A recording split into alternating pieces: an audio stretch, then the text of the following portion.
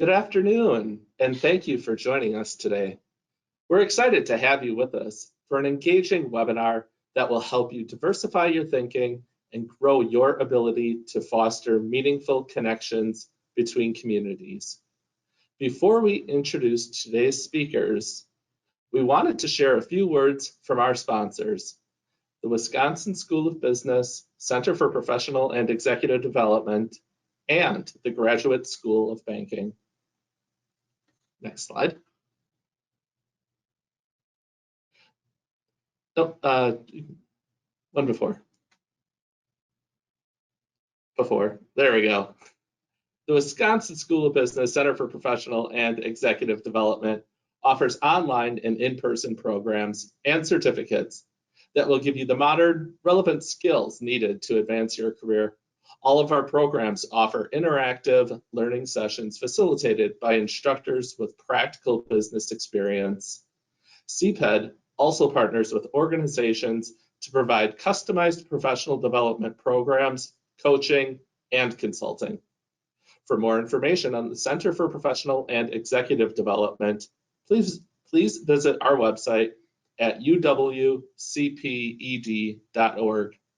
Now, I'd like to introduce Kathy Berman from the Graduate School of Banking. Welcome, Kathy. Thank you so much, Jeremiah. It's a pleasure to be here representing the Graduate School today. I just wanted to share a quick update on some things happening at the Graduate School and some of our upcoming programming. We have a series of online seminars that we have unveiled for the fall. So we invite you to take a look at that. We have a lending library that's available for immediate download, and you can see immediate playback, and you can view those programs year-round. We have about 100 live programs that are also recorded and available to bankers for 60 days after completing the live program. And we have an array of really exciting schools coming up in 2022. Our Graduate School of Banking program will be held the first 2 weeks in August. And in the spring, we'll host our Human Resource Management School, our Digital Banking School, and our Bank Technology Management School. We're scheduling those for in-person delivery in 2022. And we'll also have our Bank Technology Security School, Financial Manager School, and our Sales and Marketing School in person at the Fluno Center for Executive Education, which is on the UW campus in the fall. All of this information is available on our website at gsb.org. There are scholarships available for some programs, and I would be very happy to talk with anyone about questions you might have. Feel free to reach out to me at info@gsb.org. Those emails come directly to me. Thanks so much. I'm looking forward to hearing a terrific program today, and it's a great topic, and appreciate all of the bankers who joined today. Thanks so much. Thank you, Kathy, and thank you to the Graduate School of Banking. If you have any questions that you'd like to ask during today's webinar, you can submit those questions using the questions box in the GoToWebinar control panel. And you can expand or collapse that control panel using the orange arrow. We'll pose questions that are submitted during the question and answer time at the end of today's webinar.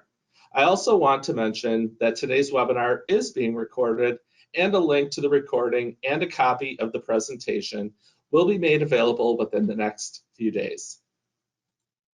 And now I'd like to introduce today's facilitators, Deanna Singh and Dr. Justin Ponder.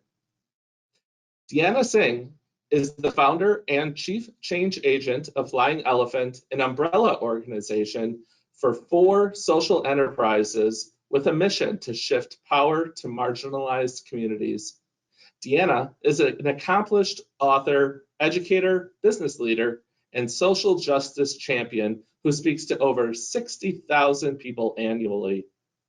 Justin Ponder is a professor who teaches courses on ethnic studies, African American studies, and ethnic minority literature, and the Chief Information Officer at Uplifting Impact. Justin has published in numerous journals and books on the issue of race and identity politics, exploring the ways to bridge the gap between who we are and who we must become to achieve a more equitable world for others. Thank you both for joining us today. I'll hand it over to you. Wonderful. Thank you so much. We appreciate being able to be in partnership with CPED and with the Graduate School of Business. And we want to say welcome. Welcome to all of you who are joining us and tuning in for this really important conversation. We know that there are literally a million things that you could be doing with your time this morning. And so we do not take it lightly that you are here with us and that you're spending some time just to dive into and learn a little bit more about these topics around diversity, equity, and inclusion. So thank you so much for being here with us. We wanted to start off by sharing a little bit about what we do and kind of who we are. So in addition to being able to partner with awesome organizations, like our friends at CPED and also our friends at the Graduate School of Business, we also do a number of interesting things. With one of the things is that we provide training, we provide consulting, we work really closely with the School of Business to be able to bring those resources out into the world. We also are very, very proud of having written and deliver and are delivering the professional certificate in diversity and equity, professional certificate in diversity, equity, and inclusion. So that's a wonderful program that we have in partnership with the Center for Professional and Executive Development. We also do a tremendous amount of thought leadership, 2 exciting projects that we're right on the cusp of. One we just were able to release. I just completed a book with American Girl. So if you're familiar with the Mattel brand, American Girl, we have a book that just came out called The Girl's Guide to Race and Inclusion. And we are in the process right now of writing a book with Penguin Random House. That book is going to be called Actions Speak Louder, and it'll be out in the spring of next year. We also have a podcast called Uplifting Impact, and we are regularly putting out information. So if this is you and you're interested in learning more, we'd love to have you join us and be able to share more information about what we're doing. Another thing we think is really important to share at the beginning of these presentations, you may be wondering why Justin and I are so close here in this time of the pandemic, but we are married. So Justin and I have been best friends since we were 10 years old, and we have been married for the last 16 years. Justin, do you want to share any other information about you? I think that in addition to all the other professional credentials that we had, I think that our primary goal is dot collector. We love working with people. We love fielding their questions, hearing what they're interested in, seeing where they're at and what they're interested in, and creating lots of opportunities that, okay, here's all the dots, and creating the opportunities for them to connect those dots themselves. And that probably provides the springboard for the format of what we'll do today. You all provided some fantastic questions in the pre-survey, and we found some patterns, we found some areas of interest. So I think we're in the business of dot collection for others to do some dot connection. So I think that's another simplified way of saying it. Wonderful. So today what we're going to do is we first kind of want to just get us in the mindset of why this work is so important. And what I wanted to do was share a personal story. So one of the things that is really interesting about why and how I do this work is that when we first got started, right, and we were doing all of this, one of the biggest questions that we would get is, why do you do this? Like, or how did you get into diversity, equity, and inclusion work? And I like to say that I was born into it. So I'm going to share a little bit of my origin story here. So my mom is actually African American, and her family made it to Milwaukee, Wisconsin, which is where we are broadcasting live from today.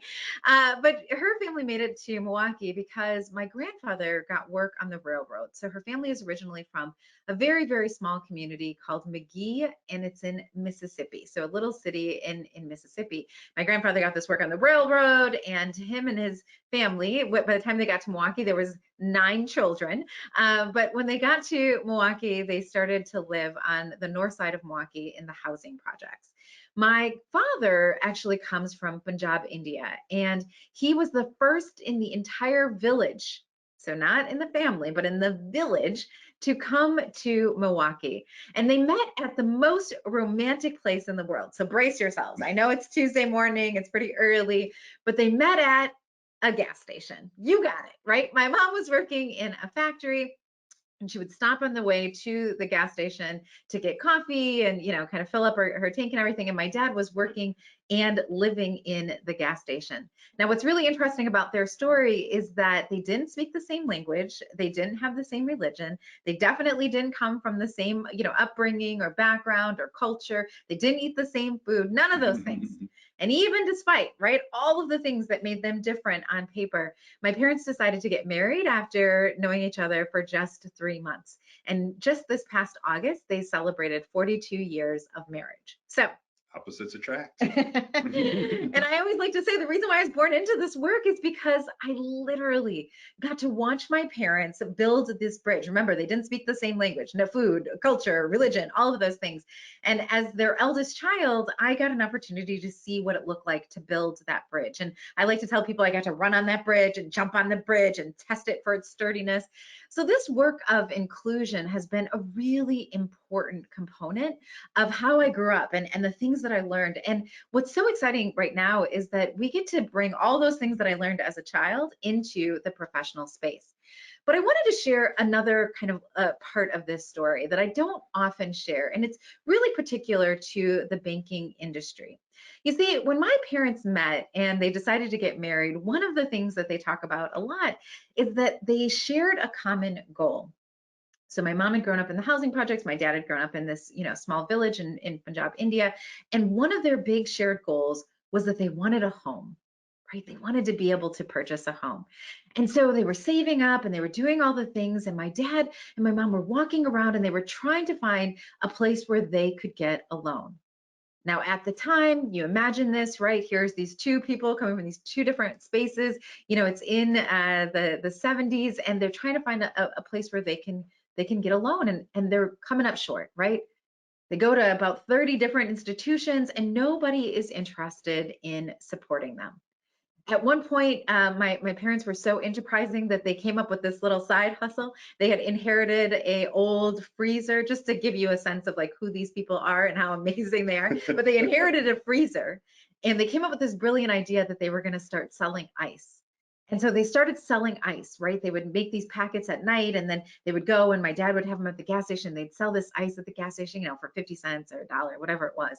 But they were doing everything that they could to raise this capital so that they could buy a home. It turns out that the landlord found out about their little side hustle and decided that she was going to raise the rent on, and they couldn't afford the rent. And so my parents actually ended up moving into the gas station with me. I was a baby then, and sleeping on the gas station floor because they weren't going to let anything get into the way of them being able to move into a new home and to have a home that they could call their own.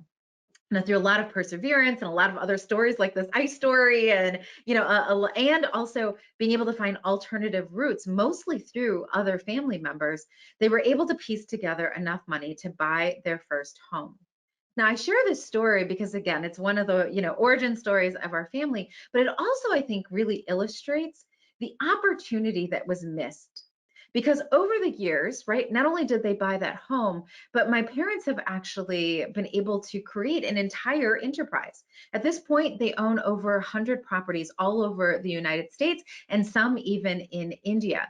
In addition to doing that, because they really struggled, they have made it part of their personal mission to try and help other people who sometimes are on the margins, right, of our more traditional paths, actually find their way and find opportunities. So they've helped over 100 entrepreneurs from different backgrounds, from different places in the world, come to the United States and be able to support their families and support their entrepreneurial dreams. And in addition to that, they have created these kind of pseudo banking relationships, right, with families to be able to get them over this hump.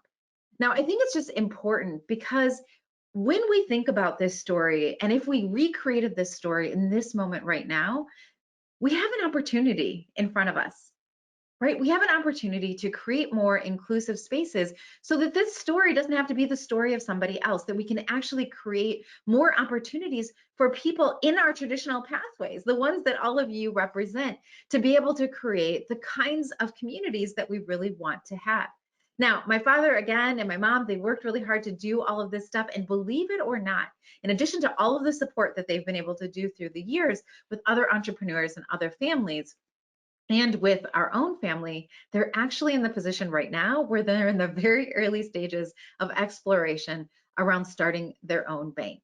And I think one other thing that I will share with you is that throughout the years, they have been able to develop really strong relationships and, right, like break the molds of why they weren't able to be able to get into these relationships. So much so that my dad actually has a relationship with one bank, and it's so strong the bank opened a new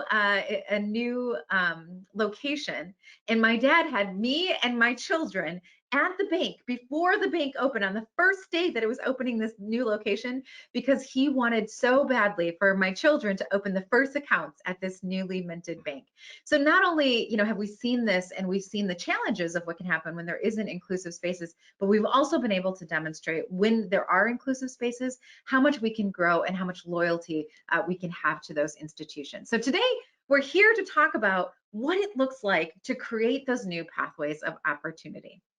And a way into those pathways was driven by you folks. You had fantastic questions that you submitted in the pre-survey and heading up to this. And we are structuring our presentation around 5 major questions that we saw either repeated or ones that were very important. And the first of them is? So the first slide is, what is DEI? So I think it's very important to start at the beginning. Let's even define it. I know it's been defined and used in so many different ways in public discourse, but how we're defining DEI is particular. So you'll see on the slide there, first off, DEI stands for diversity, equity, and inclusion. We define, for our purposes here, diversity as bringing together multiple social identities to promote different thinking. And we'll explore the virtues of that, how it improves society, how it improves business, how it improves banking in a little bit, but it's bringing people from all different types of backgrounds with different experiences and different perspectives to go as a fuller vision of the situation. The E part of DEI stands for equity, and it means something slightly different than what you might be using it for in the area of banking. In DEI, equity refers to the policies and practices that use proportionality to ensure fairness. So it's recognizing different situations, different contexts, different backgrounds, and finding ways to diversify criteria to ensure fairness. When we come to the I of DEI, that's referring to inclusion. And inclusion we can talk about as sharing authority so underrepresented groups have influence.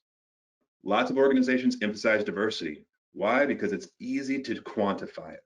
We can see these are how many employees we have.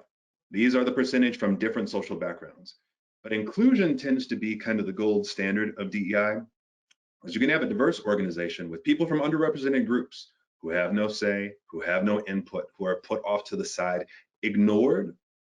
Inclusion becomes the highest strategy that maximizes the business potential of DEI and creates for it the greatest sense of belonging, because not only does it bring people from underrepresented groups, but it allows them the framework, the authority, and the structures where their underrepresented perspectives are heard and also acted upon. So those are the basic elements of DEI. I think it's really important to understand those 3 and to understand these definitions, because as Justin said, there's a lot of different ways that people are talking about diversity, equity, and inclusion, and they don't necessarily always mean the same thing. So it's just important, if you're screenshotting or something, I would screenshot these definitions because they can be very helpful in understanding how you distinguish between them. Again, if we kind of bring this back to a banking example, with my dad, diversity would be like, in the situation, diversity would be like having people who come from different backgrounds who maybe have a banking relationship. Equity would be, we know that we have people from different backgrounds, and we understand that not everybody actually knows how to speak this English, right? Or that English is not their first language. So we're going to make sure that we are translating things. And inclusion means, when we're making our banking decisions or we're deciding where loans go, we're going to make sure that we're having other voices that represent different backgrounds. So again, just to put this into context and kind of what this looks like in practice is an important thing for us. So the second question that we want to answer is, how can I convince others that diversity, equity, and inclusion is important? Wow, This is a question that we get all of the time, right? Like, how do I even get people set up to enter into these conversations? Now, one of the things that Justin and I find really important when we're having these conversations is helping people understand that there is a moral imperative, right? There is a, like, this is the right thing to do. It fits mission and vision of organizations. This really is something that's structured for us to do because we want to show up and not just do, good business, but we want to do business well, right? So there is a moral imperative. But one of the things that Justin and I really like to focus on is that there's also a business imperative. And so you're going to hear us talk a lot in our conversation here today and in the future about the business imperative. So one of the things that helps, right, why we talk about diversity, equity, and inclusion comes back down to marketability. Okay, comes back down to marketability. We put a couple of quotes here on the screen. The first one is that 43% of 75 million millennials identify as ethnically diverse. So when we think about, like majority population, minority population, one of the things we have to think about is in what box? Because when we look at the world, we're seeing that there's a much more ethnically diverse world out there in all of these different markets. And so as we think about, okay, where are we going to go next? What markets are out there? What's the blue ocean? Well, when we're thinking about where we're headed, one of the things we have to be thinking about is what it looks like for these different spaces. So 43%, that's a huge number. Another one is that 86% expect brands to support social change. And we have seen that number change exponentially over the last decade. So again, if you're looking at where are the markets we can go to and what are people expecting when we get to those new markets, we can see that there's a big change in having an expectation that people and organizations understand social change. And the last one is that 70% are more likely to reach new markets if they're inclusive. So again, if we create inclusive brands and inclusive organizations within, like in our internal structures, it actually allows for us to be able to reach more markets in our external efforts. So in addition to marketability, another way to answer this question about how can I convince others that DEI is important from a business perspective is to focus on productivity. So a few statistics here that are very striking. First off, that $1 trillion is spent every year in the United States on employee turnover. It is an enormous expense, and it is a very preventable expense. People who are respected, people who are valued, people who feel like they belong and have input are able to stay and feel like they belong and that they're driving the organization forward. They stick around. There's a term that's used in diversity, equity, and inclusion called the curb cut effect. The curb cut effect. It refers to curbs that are cut down to have a ramp so it meets flush with the street. The first curb cut was installed in Michigan in 1945. Well, the first one in the United States, Michigan, 1945, for military veterans returning from World War II who used wheelchairs.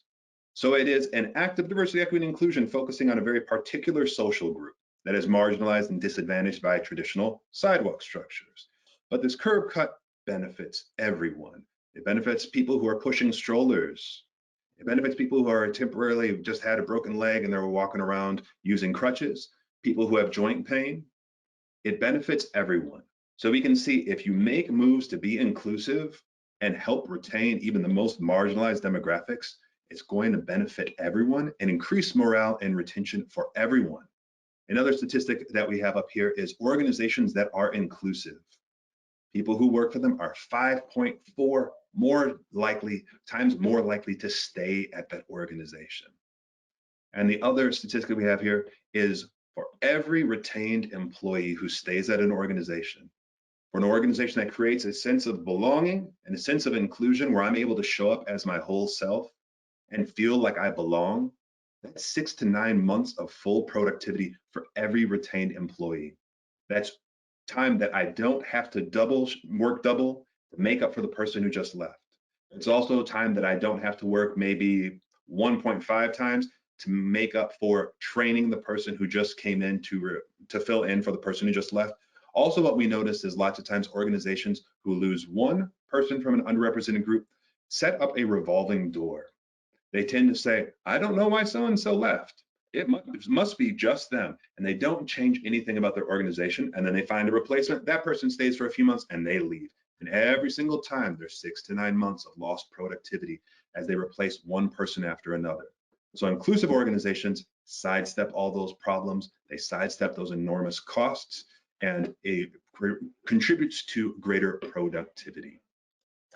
So the third thing, and there's many more than just three, but because of our, but for the purposes of our time, we wanted to make sure that we could highlight some of the ones that we know are most persuasive, right? And that really help people understand why this is such a business imperative.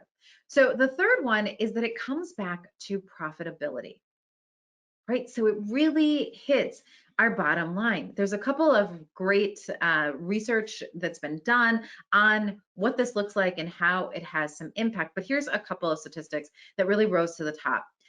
First, 25% are more likely to invest successfully if they're diverse.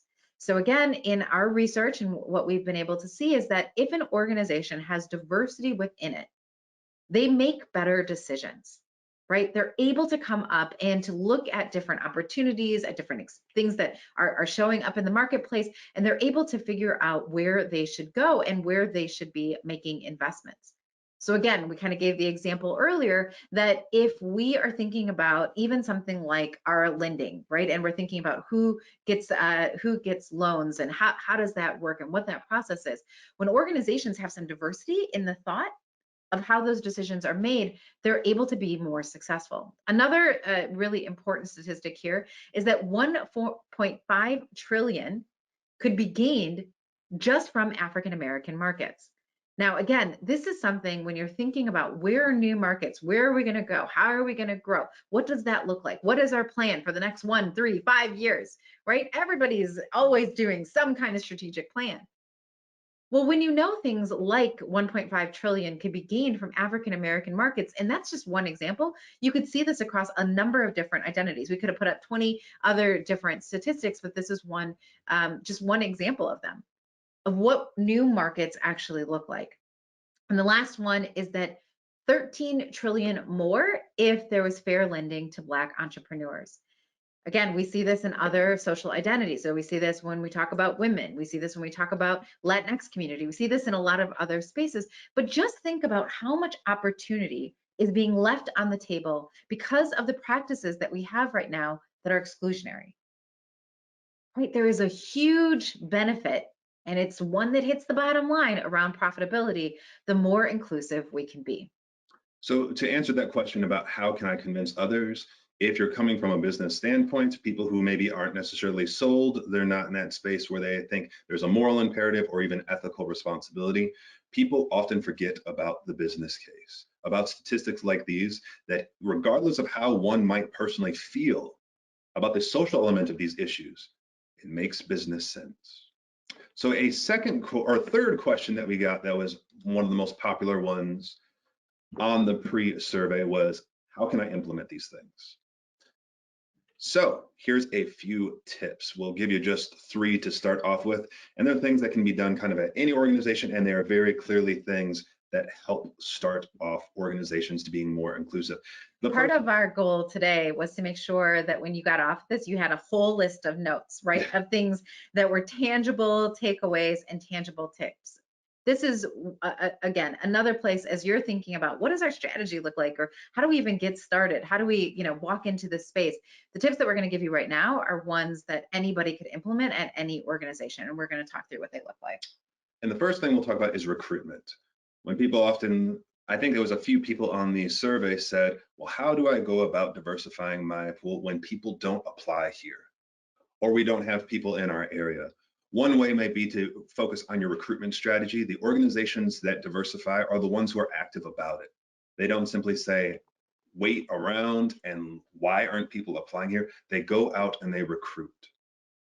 And sometimes it's not as maybe like timely or time costing or expensive in revenue about going out in the ways that we traditionally think about recruitment. Sometimes it's simply change where you post your advertisements for jobs. Post in new places.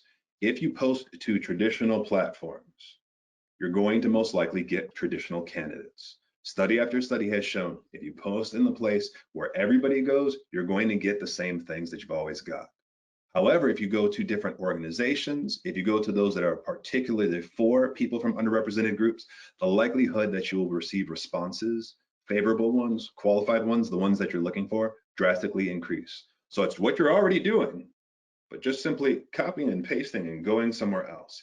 However, this strategy has kind of been oversaturated in perhaps the last year and a half, where lots of these platforms are like, okay, so yet we have another request from an organization saying they're very interested in recruiting from an underrepresented group.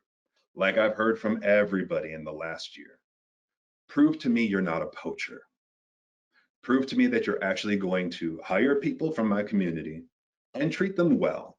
Give them opportunities for advancement, give them opportunities to actually give their insight, give their experience, rather than you're going to put them in a cubicle, pull them out for the photo shoot and not let them say anything. Prove to me you'll treat them well. One way that organizations do this is they are proactive. They actually support the communities. If the first time that they're contacting an association or a particular chamber of commerce is, hey, can you post this job advertisement? There's complications there. But if there's a long track record of, we know you, we've had a relationship, I've supported your community for a while, it makes it so much easier to diversify in ways that employers are looking. Also, we have here, there's a lot of work done about articulating your diversity, equity, and inclusion brand. That sounds strange. It's a little unusual about the way that we talk about the organizations that do the best with actually recruiting people from underrepresented groups are those who have a proposal together. This is what we can offer. This is what we can do. Also, this is what we can do in opposition to all the organizations that you might also be considering. These are the things we have in place to show that we're actually inclusive, to show that we're dedicated to elevating people from underrepresented groups, to prove that you won't be tokenized and just put somewhere, to prove that you have opportunities for advancement and input. And we have a few tips for that. Yeah. And actually, what's really interesting is that there's just this last week, I had a client who called and was so excited. She could barely like talk into the phone because she was just like elated because they had their new recruitment numbers. And what's really fascinating is that for like 3 or 4 years, she had been working with like the people who are the top decision makers about how to diversify their pool. And there's lots of talking, lots of back and forth, lots of, oh, that won't work, that won't work, that won't work. And she really looked at just those 3 things. I mean, there's a couple of things that she added on, she tagged on kind of, what, I don't know what they call them, where you add some extra things, right? So she threw in some other things to the mix, but those were the top 3 things that she really did, was she looked at new places where she could go and she could, share the information. She made sure that she was going to communities over the years and building up relationships and places where she had relationships, and she shared with people and put in their marketing material, this is what we're looking for. And they have the most diverse recruiting class that they've ever had in the organization. And it's phenomenal. Right? That even in just a short period of time, she was able to make a huge transformation. They were stuck for years. She put these 3 things into place, and now it's only been about, I think it's been like less than a year. And it's, again, the most diverse population that they've ever had recruited in. With minor tweaks and very few easy things that make minor changes and have an enormous impact. Right.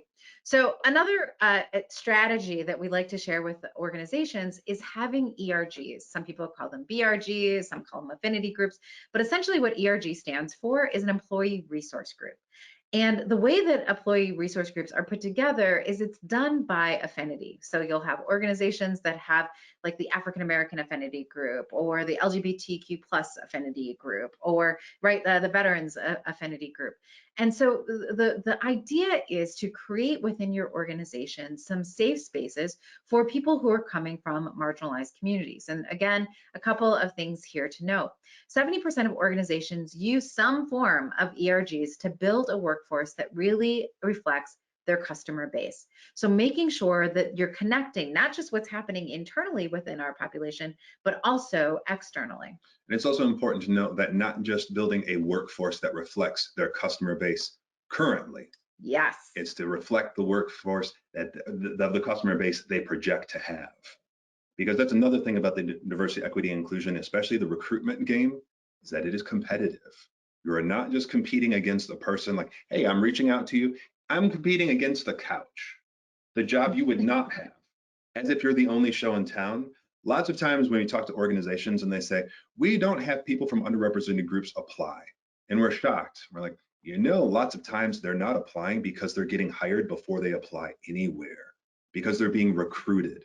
So having a proactive strategy, not just to have a workforce that reflects your current customer base, but your projected customer base. Now, there are many ways to do employee resource groups. And I would say one of the things that we get called on quite a bit to do is to help organizations figure out how to do it well, right? Because just saying like, hey, now we have our veterans group and you give them a cool name inside the organization and that's it, is not going to work.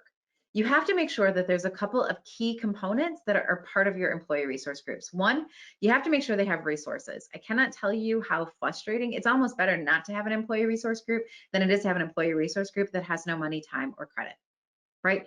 If you have a group that you're pulling together and you're asking them to be part of this inclusion strategy, you have to make sure that they have the resources to be able to do it, right? Do they have a budget? Do they have time allocated during their workday where they can work on some of these things? I had an organization and there was a leader who reached out to me. It was a Fortune 500 company and she was responsible for the diversity, equity, inclusion. She had like 30,000 members, but it was not part of her job, right? To be able to manage all of that's a really big responsibility.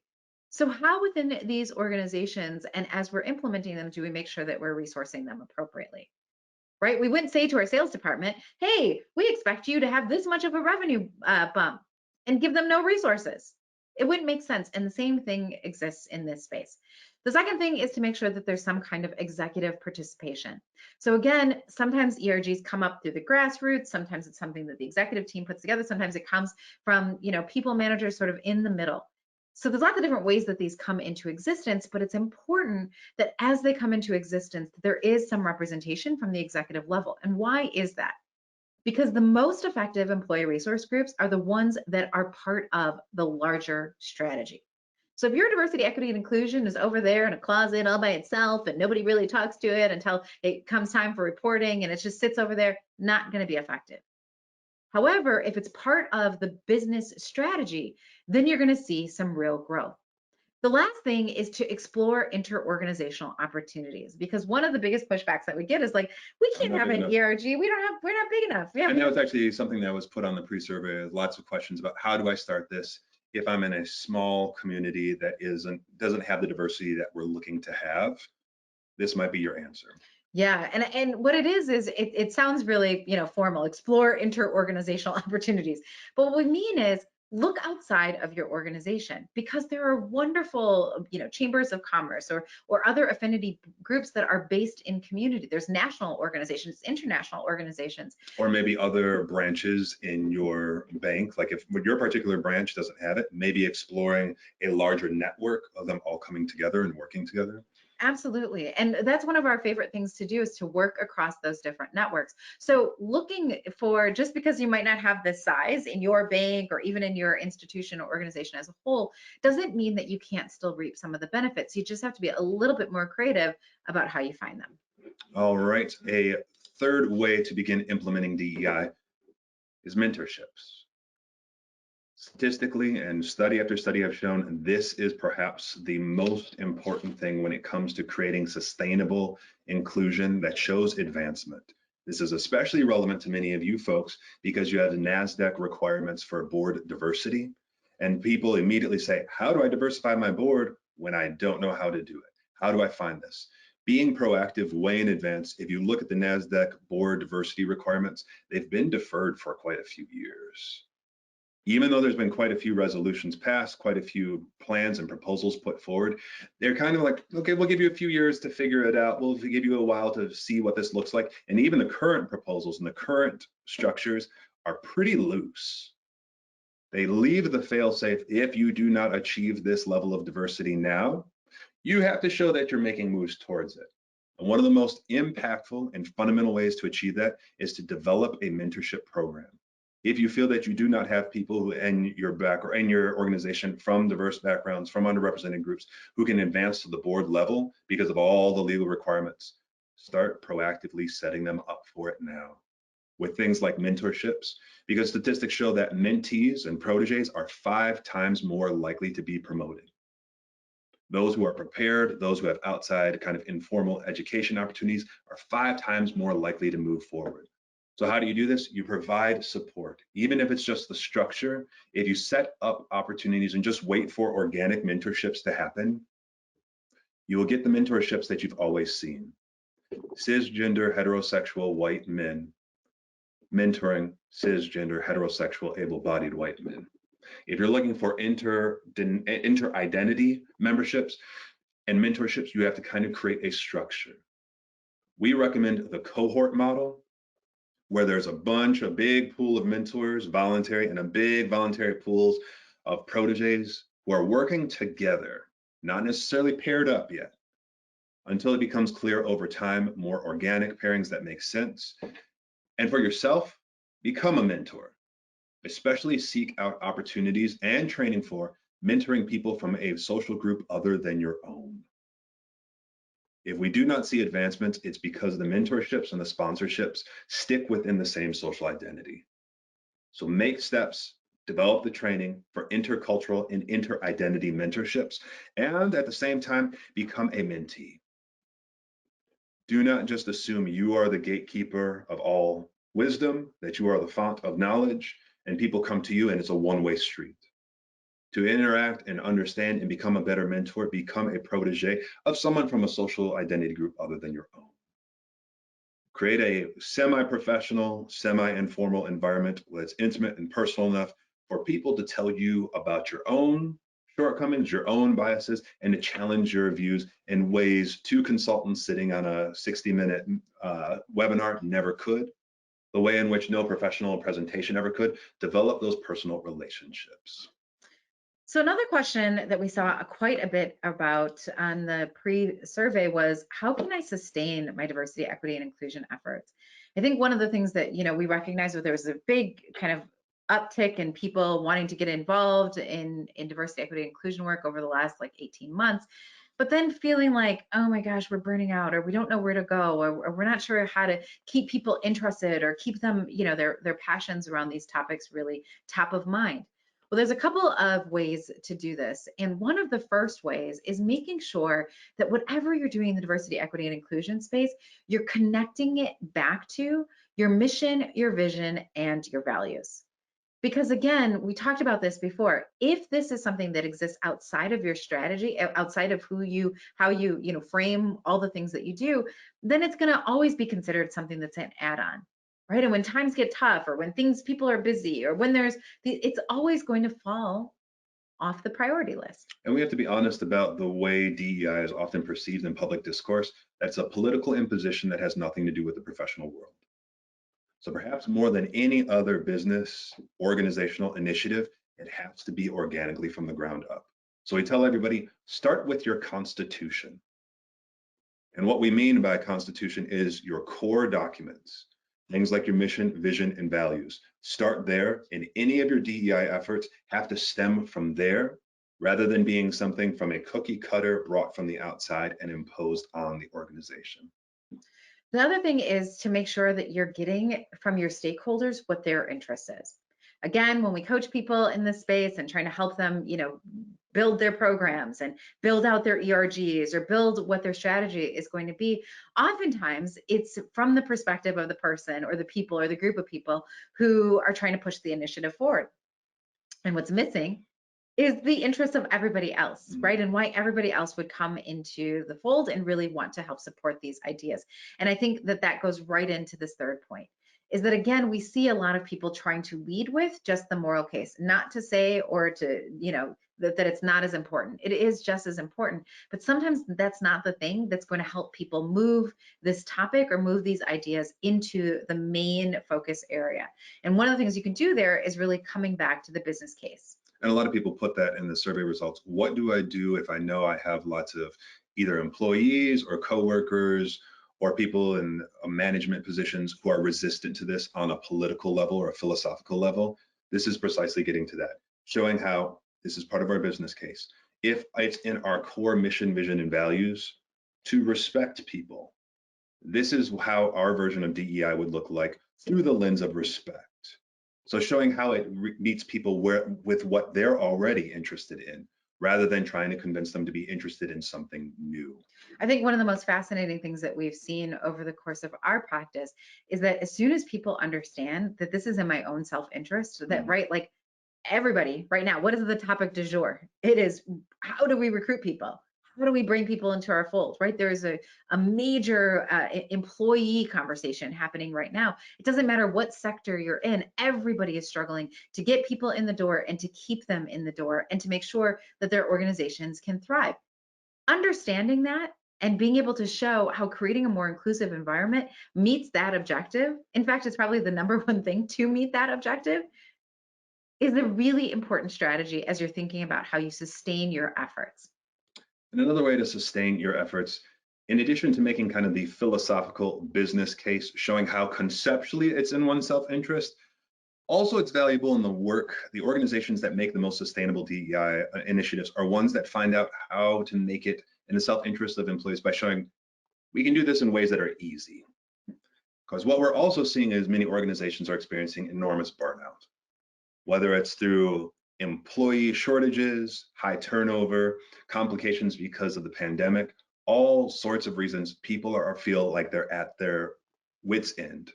So finding ways to incorporate DEI into the tasks you're already doing becomes a key to sustainability.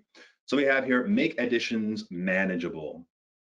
Maybe make things like committees, consultants, so that you have little things, but you kind of have them tempered across somebody else's. Like, yeah, you might not want to completely swing for the fences that way.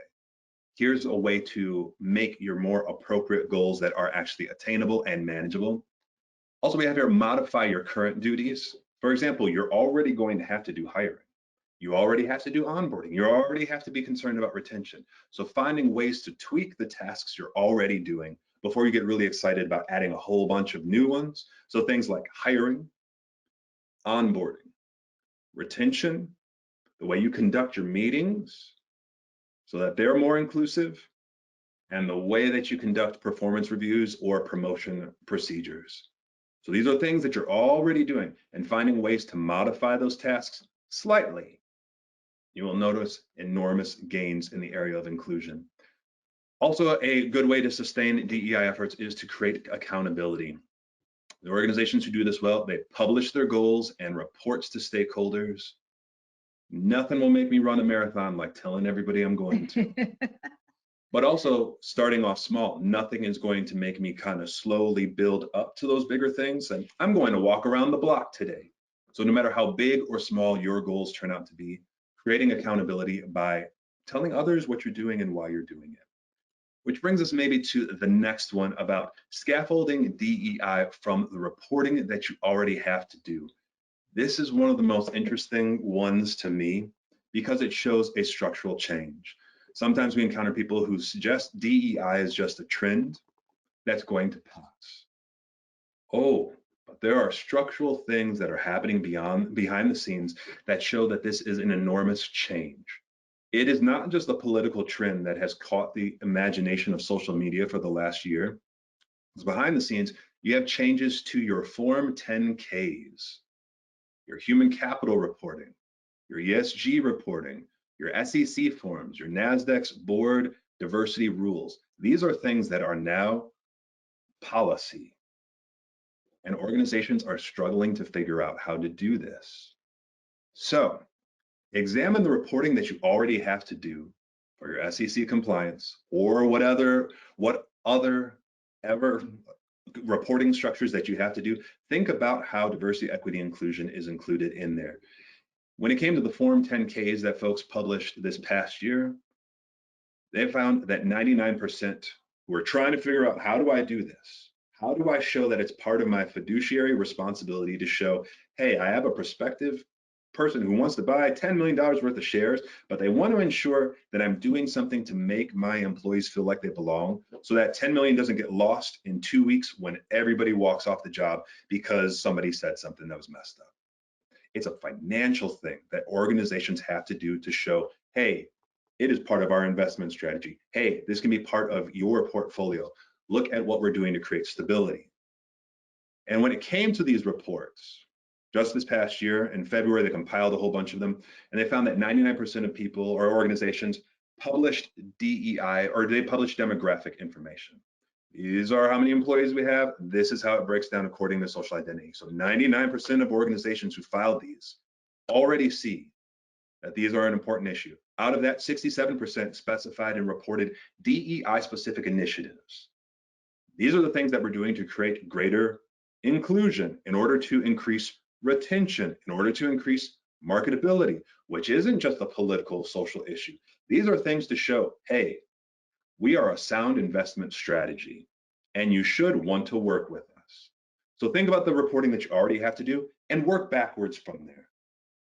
If you're a part of a publicly traded organization, you're going to have to file these Form 10Ks at the end of this year and one after that. So thinking about, okay, this is the report that I have to do. How can I chop it up into bite-sized pieces so that we show that we're working towards something and we're constantly collecting data, and break up those kind of goals into tangible benchmarks. This is what we're going to do by the end of this month. This is what we're going to do by the end of this month. This is what we're going to do by the end of this month. All right, so we will plow through very quickly because we want to leave room for questions. People ask, where should I start? So one thing to do is to have assessments, right? You know, a lot of times we want to go ahead and jump right into strategy, but we don't even know where we're starting from. So understanding, as Justin said, the Constitution, we talk about that as the mission, vision, values of the organization, and how DEI comes into that, surveying your people, right? Even finding out, like, what is your comfort level? What do you need some support on? Where do you think you could grow? And bringing in outside support. Again, one of the things that people forget is sometimes they put DEI into this like touchy-feely place, but really there's a lot of strategy. You don't have to create the wheel from the start. How do they say that? You have to recreate the wheel. There you go. You don't have to recreate the wheel, right? You can actually start with some of the best practices that already exist. Another place to start is looking at your practices, thinking about your patterns, thinking about your behaviors, and looking at ways to learn more. A good place to start is with CPED. I hear they have a really interesting class on diversity, equity, and inclusion. That is very thorough. I mean, we put together the numbers. It's over 100 hours of wonderful, deep diving into some of these big topics. And we had our first graduates yesterday, last night. They graduated through the first cohort, and they constantly emphasized the ways in which we gave practical things that they could do the next day. We had all sorts of presentations about proposals people were going to put forward to their organizations about implementing DEI, and overwhelming, a vast majority of them said, this is what I'm presenting to my board next week. Or this is what I just presented to my executive team yesterday, and they already approved it. So finding very practical, strategic things that are implementable right away. And also the cohort model, where it's us providing scout work. These are the best practices. These are the dots we've collected from our research, but also having lots of people from other experiences showing this is how it has worked in my organization. And another one, a valuable place to start, is our virtual summit. It's October 4th to October 6th. It's virtual. It's a crash course in all these things: diversity, equity, inclusion, microaggressions, privilege, bias, next steps, how to overcome resistance, how to talk about these difficult issues, how to implement them in my organization. And it also brings people from all kinds of backgrounds, bringing their experience as well. So those were the 5 top questions that you folks gave us, and we're interested in hearing more. So Jeremiah, if you'd like to come forward, we'll facilitate some of those questions. Thank you. All right, thank you, Justin. Thank you, Deanna. With that, we'll open it up for questions. Again, you can submit your questions using the questions box from the sidebar, and you can expand or collapse that sidebar using the orange arrow. So if you've collapsed it, that would be a good time to expand it. Justin, Deanna, we had a question come in during the session. Do you have any guidance on the size of the organization in having ERGs? At what point do you have so few employees that it doesn't make sense, or should we not look at it that way? So it's a great question, and I think that there isn't like a very straightforward answer. We're going to give a very diversity, equity, and inclusion response to that, which is that sometimes it just requires you asking your people. right? Like being able to flip the question. Sometimes we feel like we have to have it all worked out and then we present it. But actually having people be part of the decision making, including them in this decision making, can make sure that you are moving in the right direction. So even posing that question, if you decided that you wanted to survey your group or kind of feel out where they're at, asking the question, hey, you know, we're trying to think of different ways that we can resource our individuals. What do you think? What are some of your thoughts? And so I think being able to include people in the conversation helps, because we know organizations that are tiny that have ERGs, and we know organizations that are large that don't have ERGs. So size doesn't necessarily matter. It's much more about who wants to be involved and is this a way that they want to be committed. Excellent. Thank you. Of course. What are some strategies to tackle unconscious bias? Attend the summit and spend Good lots answer. spend lots of time challenging your information, because we all start to live in bubbles. Like we know quite often about the filter bubbles on our social media, about the internet, but also our lives are huge filter bubbles, where after a while we start to live in an echo chamber where we surround ourselves unconsciously with people and messages that just reinforce our assumptions about the world. So spending lots of time to intentionally disconfirm our biases, seeking out perspectives and viewpoints from social identity groups we do not normally interact with. This is our favorite part, where we say your homework is to watch movies, watch TV, and consume some social media.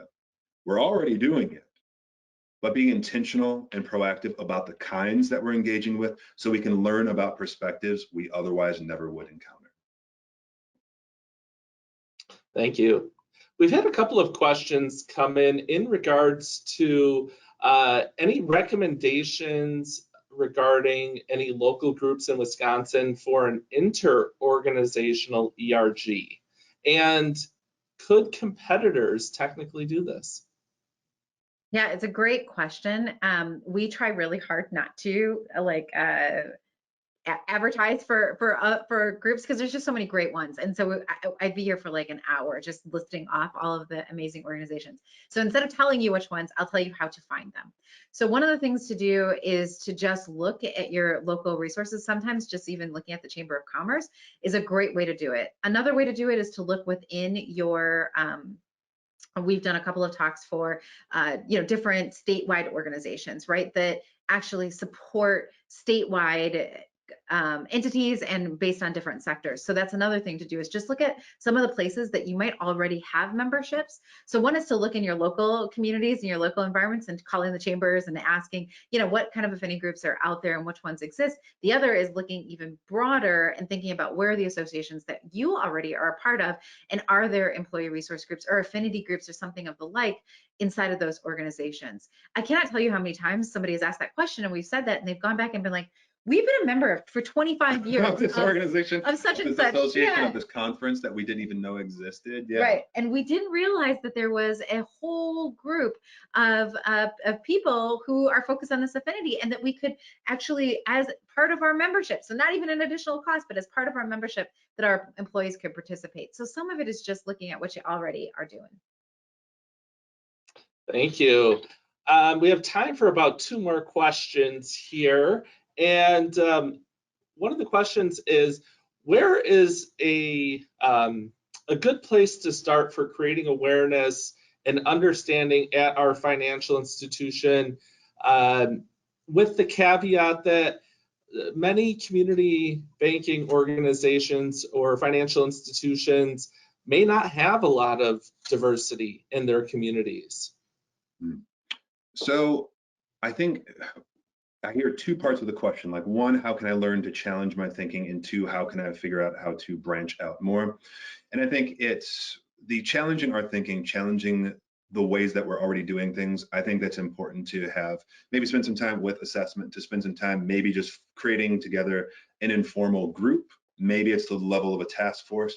Maybe it's time to have outside consultants where you spend focused, concentrated time tackling this issue.